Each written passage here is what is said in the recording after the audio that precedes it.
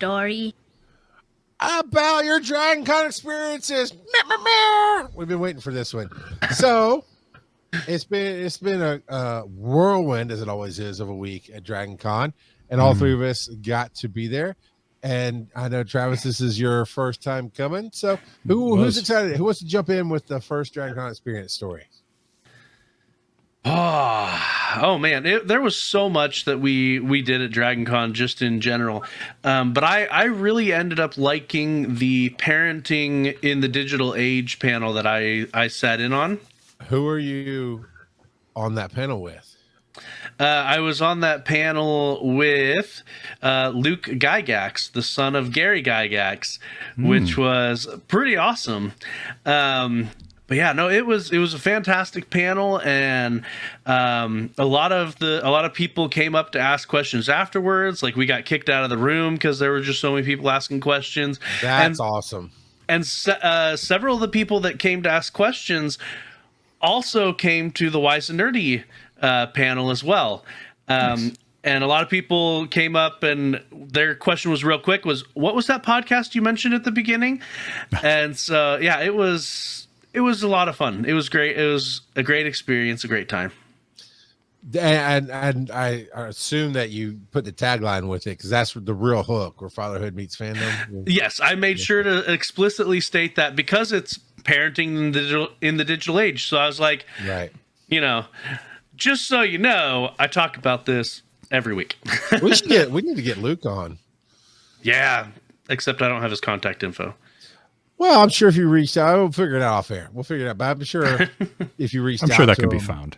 Yeah, you go, hey, I was the dude sitting next to you on the, blah, blah. What about you, Travis? I know everything was new to you. And let me tell you, this dude, Travis, is calm as a cucumber. I mean, I'm sure at points you were tired. I'm sure at points you were nervous. I'm sure, you were very enjoying the moment in some points. The whole thing is what you see right here on the screen. It's just Travis. Like, if he's tired, you don't see it. If he's happy, you're good. I have worked really hard to get to this level of zen. I will tell you that, because like high school age, early 20s version of me would have just been like just walking flop sweat the entire time at Dragon Con. I wouldn't have been able to talk to anybody, and I barely would have been able to make eye contact. Like, I've really worked on that.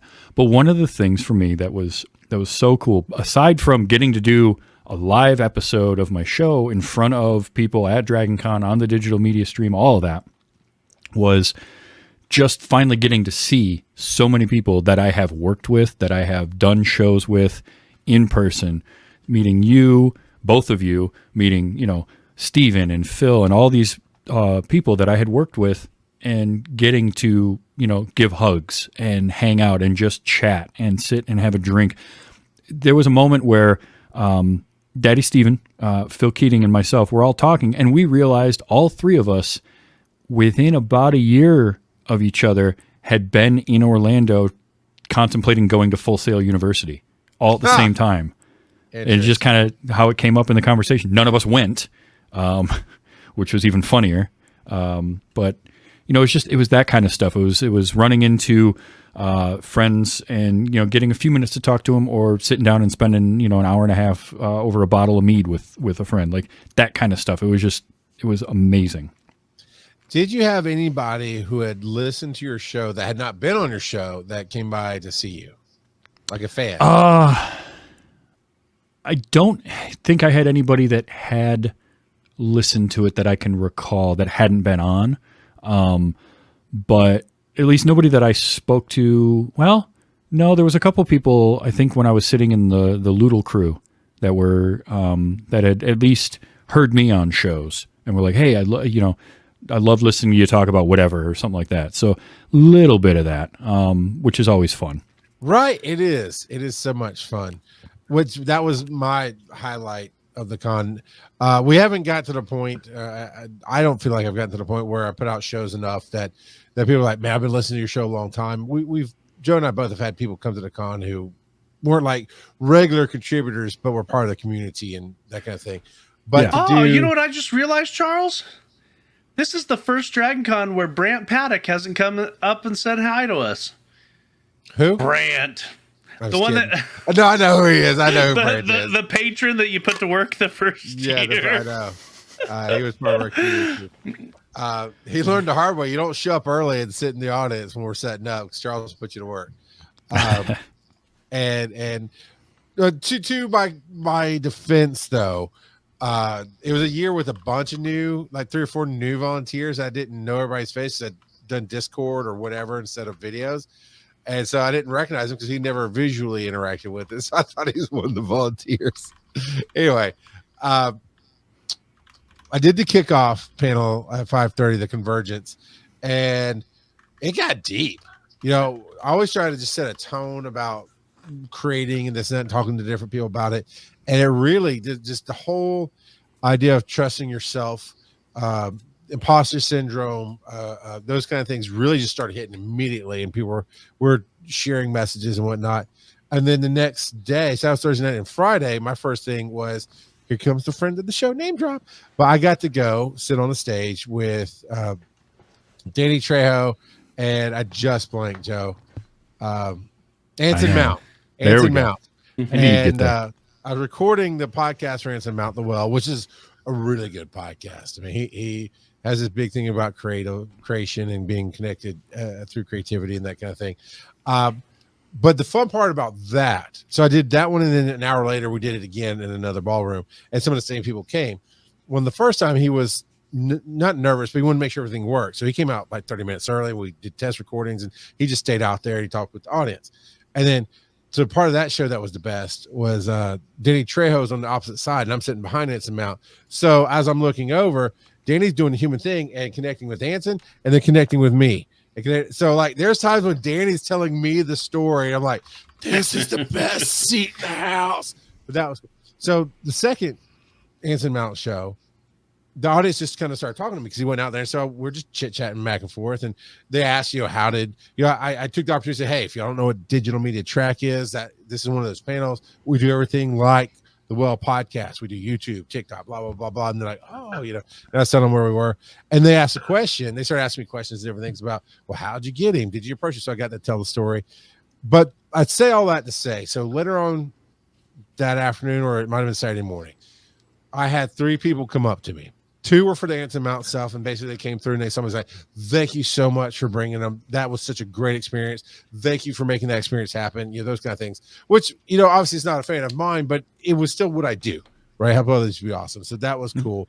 But then I had a lady come up to me and said, I really, really loved your panel. I was there Thursday night at the kickoff, and that was really amazing. And you said, I forget what she said, but she said, you said this and this. And I'm like, what more can you ask for as a creator? For somebody to just come up and tell you personally that something you did affected them. I mean, I had that right after Wait You Haven't Seen. He Who Is Steve came up to me about coming back on my show because of some stuff we had talked about during the episode. And about like adaptation, about taking a project and adapting it to another medium. And like that was awesome, because that's the type of thing I love. I love starting those conversations and getting that kind of stuff flowing. So that was great. Yeah, I know what you mean. I want you to have a Wait You Haven't Seen episode with Joe, but it's got to be that new Winnie the Pooh horror movie. No, I'm sorry. I'll detail that right now. I'm not watching that. I refuse. Me either. I have watched some bad stuff, and I am the guy who likes everything. It gets hard to make a movie that I don't like. And that's one I no interest in it at all. And they're making more. Second one. Yeah, I know. Yeah. And now there's a Steamboat Willie. It's just, why do they have to be horror? Why they're because public domain. Why, because it's cheap to make, and it's shocking, and it's low hanging fruit. It's dumb. Yeah, it's lazy. I don't like it. You can do, because horror and horror parody can work and do really, really well. Shaun of the Dead is a prime example of that. Anna and the Apocalypse is great. If you ever, that's a horror comedy musical. It's zombies. It's really good. But I just, some of these are bad. and that's one of them. So no, Joe, I'll have you on the show, but we're not watching that. What about Book of Mormon? Roll that dice. I don't know, maybe. Did they turn that into a movie? I knew it was a play. I don't think they did, because I probably would have seen it by now. Did you ever hear what my church's response was to that? No. What was it? They bought a billboard outside the theater that said, "You've seen the play, the book is better." Credit where it's due. That's pretty good. So one last run around the ring for Dragon Con. What was one of the coolest? I mean, we talked about our creativity, we talked about our panels, but what was one just the randomly coolest moments you saw or had at the con? I went to one panel that wasn't involving people that I knew or in some way in my orbit, and that was they had the original voice cast of Teenage Mutant Ninja Turtles. Yes. And I went to that Sunday morning, and I am a huge fan of that show, of all Teenage Mutant Ninja Turtles stuff, and of voice acting in general. And Rob Paulson is somebody that I just absolutely adore. And so to get to see him on stage with Townsend Coleman and Cam Clark and Barry Gordon, and I cannot remember her name, that voiced April O'Neil. Like, seeing the five of them on stage and hearing the stories and hearing them talk was great. And Cam Clark, at one point, somebody in the audience, was doing their question, and they just said Leonardo was my favorite turtle, and he got up and he ran out into the crowd and ran towards him in slow motion and gave him a big old hug. It was awesome. It was so much fun. That's so good. Mine was actually not for myself, but going back to the Danny Trejo panel, Tyra and Shane, that's Tyra's husband, were sitting in the front row and watching. And Danny Trejo has just such a great heart, great energy. Just tells I can't believe he's 80 years old. Right? Oh. Yeah, because it doesn't come off. He's not that way, right? It's just crazy. But watching Tyra, like every story he told, she would start bawling, and then she'd get herself together, and they tell another story, she just start bawling. It just moved her so much every time. That was, I just love seeing it.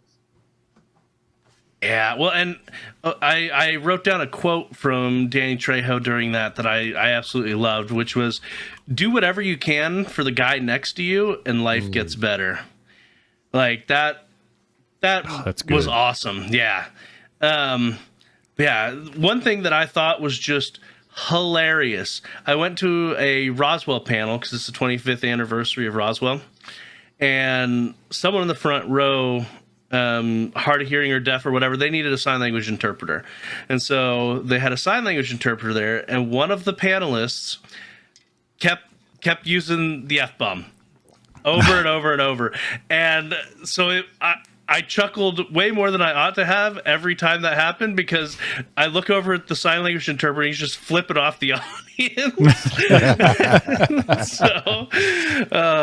And he got real into it too. Like, there were a couple times when it wasn't just one flip; he both handed it, and he was real. He just it was a hoot. He double fisted it, huh?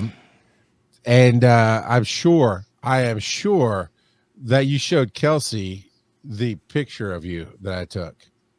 I didn't show it to her, but I told her about it. Oh, of course not. That's the show, everybody. You didn't hear nothing from me, Kelsey. There's no picture. Nothing happened. We'll see you next year, Dragon Con, everybody. Oh, there's a picture, random kid. Don't worry about it. I'll show you later.